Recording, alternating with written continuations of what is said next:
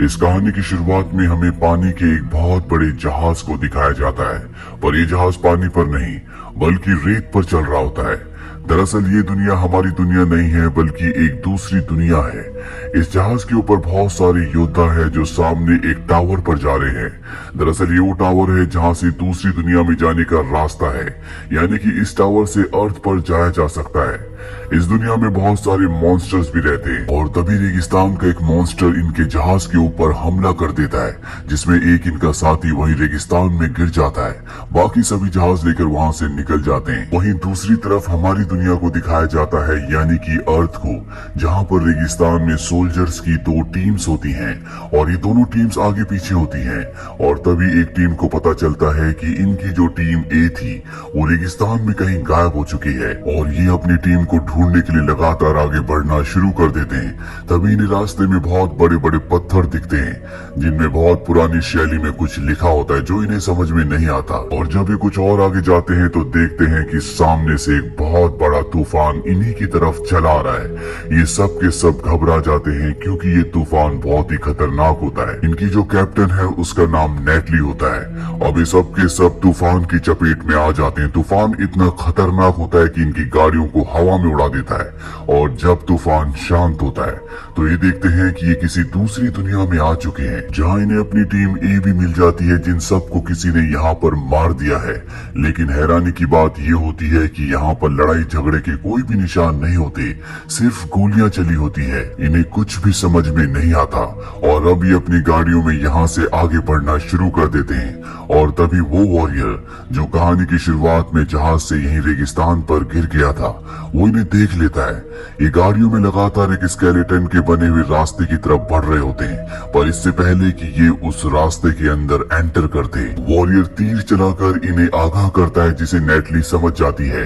ये सब के सब यहाँ से निकलना चाहते हैं, लेकिन अब वो मॉन्स्टर जो रेत के अंदर रहता है वो इनके ऊपर हमला कर देता है। वो नेटली के कुछ साथियों को मार भी देता है, पर यहाँ पर वॉरियर इनकी मदद करता है जो इसी दुनिया का है। वो मॉन्स्टर को डिस्ट्रैक्ट करता है, जिस वजह से नेटली और उसके कुछ और साथी उन चट्टानों के ऊपर आ जाते हैं जहां पर वॉरियर होता है। लेकिन वो मॉन्स्टर उनका पीछा वहां पर भी नहीं छोड़ता। साथ ही यहाँ पर और भी कई सारे मॉन्स्टर्स हैं और तभी एक स्पाइडर मॉन्स्टर आता है जो नेटली के ऊपर हमला करके उसे बेहोश कर देता है। सबको लगता है कि नेटली मारी गई और सब यहाँ से आगे भागना शुरू कर देते हैं, लेकिन मॉन्स्टर्स उन सब को भी मार देते हैं। वही नेटली को दिखाया जाता है जो अब भी जिंदा होती है। वो स्पाइडर की जाल से अपने आप को आजाद करती है, पर तभी वहाँ पर स्पाइडर मॉन्स्टर आ जाता है जो उसे निगल जाता है और उस जगह उगल देता है जहाँ पर उसके अंडे हैं। यहाँ पर नेटली को अपना एक साथी भी मिलता है जिसे लेकर वो यहाँ से बाहर निकलना चाहती है, लेकिन उसके साथी के ऊपर मकड़ी के जहर का असर बहुत ज्यादा हो चुका है। इसीलिए वो कैप्टन से कहता है कि तुम्हें यहाँ से जाना होगा और कैप्टन नेटली अकेले ही ऊपर की तरफ बढ़ना शुरू कर देती है। उसके साथी की मृत्यु हो जाती है। अभी भी उसके पीछे स्पाइडर है और जैसे वो बाहर निकलने वाली होती है उसका पैर स्लिप हो जाता है। एक बार फिर से वो नीचे गिर जाती है। उसके हाथ में जो फायर लाइट होती है वो स्पाइडर के मुंह के अंदर डाल देती है, जिससे वो जलना शुरू हो जाती है और किसी तरह से कैप्टन नेटली इस जगह से बाहर आ जाती है। स्पाइडर भी बाहर आना चाहती है, लेकिन स्पाइडर्स धूप में नहीं आ सकती और कैप्टन नेटली को पता चल जाता है कि ये जो मॉन्स्टर है ये धूप में नहीं आ सकते। इसके बाद कैप्टन नेटली यहाँ की सबसे ऊंची जगह पर जाती है और देखती है कि चारों तरफ रेगिस्तान के अलावा कुछ भी नहीं है, जिससे वो पूरी तरह से हताश हो जाती है। अब वहीं पर पड़े हुए एक पत्थर को रेगिस्तान के ऊपर फेंकती है और तभी रेत के अंदर जो मॉन्स्टर होता है वो बाहर आ जाता है, जिससे उसे पता चलता है कि हल्की सी भी कंपन से मॉन्स्टर को पता चल जाता है कि कौन कहाँ पर है। साथ ही रेगिस्तान के जो मॉन्स्टर है वो दिन में भी हमला करते हैं। अब वो इन्हीं रास्तों से आगे बढ़ते हुए एक जगह पहुंचती है जहां पर उसे वो जहाज दिखता है जो इस कहानी की शुरुआत में दिखाया गया था, यानी कि वो जहाज यहाँ से कभी आगे बढ़ा ही नहीं और अब उसे खाने के लिए और पीने के लिए कुछ चाहिए, इसीलिए वो जहाज के ऊपर जाती है और तभी हंटर उसके ऊपर हमला कर देता है। ये वही हंटर है जो कहानी की शुरुआत में इसी जहाज से गिर गया था, जिसने पहले भी नेटली और उसके साथियों की मदद की थी, लेकिन उसे लगता है कि दूसरी दुनिया से आने वाले लोग इनके लिए खतरा है। इसीलिए नेटली और हंटर के बीच में फाइट होना शुरू हो जाती है। दोनों ही बहुत अच्छे फाइटर होते हैं, लेकिन किसी तरह से नेटली को बंदी बनाकर उस जगह ले जाता है जहाँ वो खुद रहता है। ये जगह दिन और रात दोनों वक्त में मॉन्स्टर से पूरी तरह से सुरक्षित है। अब हंटर नेटली को इसी जगह छोड़कर बाहर जाता है ताकि यहाँ से निकलने के रास्ते को देख सके, और जब वो वापस आता है तो देखता है कि नेटली वहाँ पर नहीं है, और तभी पीछे से नेटली उसके ऊपर हमला कर देती है और अब नेटली उसे बंदी बना लेती है। इसके बाद भी इन दोनों के बीच में फाइट होती है। फाइट करते करते ये दोनों बाहर आ जाते हैं और तभी हंटर का पैर स्लिप हो जाता है और नीचे गिरना शुरू हो जाता है, और वो उस होल के अंदर जाने वाला होता है जिसके अंदर स्पाइडर रहती है, यानी कि वो मॉन्स्टर स्पाइडर्स। लेकिन इससे पहले कि उसका हाथ छूटता, यहाँ पर नेटली को एहसास होता है कि इन दोनों को लड़ना नहीं चाहिए बल्कि एक दूसरे का साथ देना चाहिए। इसीलिए वो हंटर को ऊपर खींच लेती है और उसकी जान बचा लेती है, जिसके बाद वो हंटर के हाथ खोल देती है। साथ ही उसे खाने के लिए चॉकलेट भी देती है जो हंटर ने अपनी जिंदगी में पहली बार खाई थी। और अभी दोनों के दोनों तय करते हैं कि ये एक दूसरे की मदद करेंगे। हंटर बताता है कि सामने जो टावर है हमें वहां तक जाना है, एक बार अगर हम वहां तक पहुंच गए तो हम अपनी अपनी दुनिया अपने अपने घर वापस जा सकते हैं। दरअसल ये दोनों के दोनों इशारों में कम्युनिकेट कर रहे होते हैं क्योंकि इन दोनों की भाषाएं अलग है, ये एक दूसरे की भाषाओं को नहीं समझ सकती। नेटली हंटर को बताती है कि सामने मेरी जिप्सी है जिसके अंदर बहुत बड़े बड़े हथियार हैं। अगर एक बार हम उन हथियारों तक पहुंच जाए तो हम मॉन्स्टर्स को मार सकते हैं। हंटर उसका मजाक उड़ाता और कहता है कि तुम्हारे उन हथियारों से उन मॉन्स्टर्स को कुछ भी नहीं होगा। वो उसे बताता है कि जमीन के अंदर जो मॉन्स्टर स्पाइडर है उसके पास जो जहर है, उस जहर से हम इन मॉन्स्टर्स को मार सकते हैं, लेकिन सबसे पहले हमें उस जहर को हासिल करना होगा। रात को ये स्पाइडर मॉन्स्टर के लिए एक जाल बिछाते हैं जहाँ पर हमें दिखाया जाता है कि नेटली उसका चारा बनकर खड़ी हो जाती है, और जब स्पाइडर मॉन्स्टर उसके पीछे आता है तो हंटर उसे ट्रैप में फंसाकर उसे मार देता है, जिसके बाद ये उसके डंक को तोड़कर उसे अपने साथ ले जाते हैं। रात को हंटर उसके डंक से जिसमें जहर है हथियार बनाता है ताकि रेगिस्तान के नीचे वाले मॉन्स्टर को मारा जा सके, और साथ ही अब वो यहाँ पर नेटली को ट्रेनिंग भी देता है ताकि वो उसके हथियार चला सके। अगली सुबह ये उस मॉन्स्टर को बाहर बुलाते हैं, जिसके बाद ये उस मॉन्स्टर को बड़ी बहादुरी से खत्म करने की कोशिश करते हैं।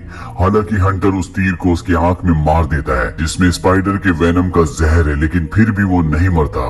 साथ ही यहाँ पर दिखाया जाता है कि नेटली अपनी गन से उस पर कई गोलियां चलाती है, उसे बॉम्ब से ब्लास्ट भी करती है, लेकिन अब भी वो जिंदा होता है। हंटर उस मॉन्स्टर के सर के ऊपर तलवार को गाड़ देता है, लेकिन इससे पहले कि उस तलवार को दबाता, मॉन्स्टर उसे नीचे गिरा देता है जिससे हंटर बेहोश हो जाता है, और अब नेटली उसके सर के ऊपर चढ़कर बड़ी बहादुरी से उस तलवार को दबा देती है जिससे उसकी मौत हो जाती है।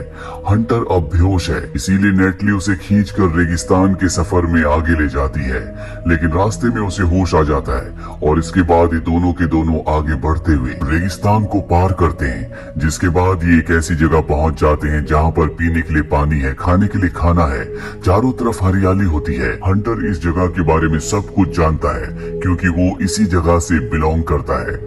रात को जब ये दोनों के दोनों बैठे होते हैं तभी यहाँ पर आग उगलने वाला ड्रैगन आ जाता है, जिसके आने की वजह से यहाँ पर जितने भी जानवर होते हैं वो भागना शुरू कर देते हैं, और इससे पहले कि वो नेटली को और हंटर को कुचलते यहाँ पर हंटर के साथी आ जाते हैं जो इन दोनों को बचा लेते हैं। हंटर के साथियों में एडमिरल भी होता है जो इनका लीडर है।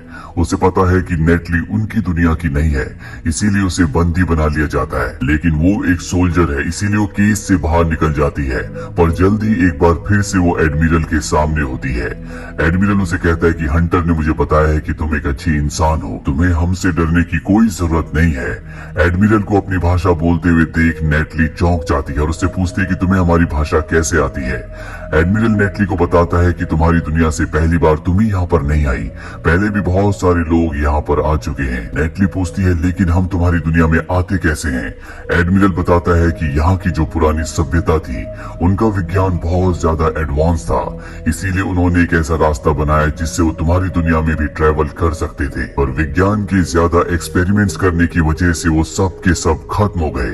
लेकिन उन्होंने जो दूसरी दुनिया में जाने का और आने का रास्ता बनाया था वो आज आज भी ज्यों का त्यों है। इसके बाद एडमिरल नेटली को सामने एक बहुत बड़े टावर को दिखाता है और बताता है कि वो सब के सब वहीं रहते थे और वहीं से तुम्हारी दुनिया में जाने का रास्ता है। हम उस रास्ते को हमेशा के लिए बंद कर देना चाहते हैं क्योंकि हम नहीं चाहते कि तुम्हारी दुनिया से कोई भी यहाँ पर आए और यहाँ के मॉन्स्टर्स तुम्हारी दुनिया में चले जाएं। हमने पहले भी उस टावर को डिस्ट्रॉय करने की कोशिश की थी, लेकिन हमारा मिशन पूरी तरह से फेल हो गया। हंटर भी हमसे अलग हो गया था और अब जबकि हंटर और तुम हमारे साथ हो तो हम एक बार फिर से कोशिश करेंगे। और अगली सुबह सब के सब टावर की तरफ निकल पड़ते हैं और जल्दी टावर तक पहुंच जाते हैं, जहां पहुंचने के बाद नेटली एक बार फिर से उसी तरह के पत्थर देखती है जिस तरह के पत्थर उसने अपनी दुनिया में यानी कि अर्थ पर देखे थे, जिन पर कुछ लिखा हुआ था। दरअसल यहाँ पर चारों तरफ अपने आप ही इलेक्ट्रिसिटी बन रही होती है, जिस वजह से यहाँ पर बारिश और तेज हवाएं चल रही होती है। और अब यहाँ पर ड्रैगन भी आ जाता है जिसने पहले भी नेटली और हंटर के ऊपर हमला किया था। ये बहुत ही खतरनाक होता है। एडमिरल बताता है कि अगर हमें इस ड्रैगन को मारना है तो उस पल में मारना होगा जब ये आग उगलने वाला होगा। उन पलों में सबसे ज्यादा कमजोर होता है। और अब ड्रैगन इन सब के ऊपर हमला कर देता है। ये भी उसके ऊपर हमला करते हैं, लेकिन ड्रैगन को मारना इतना आसान नहीं है।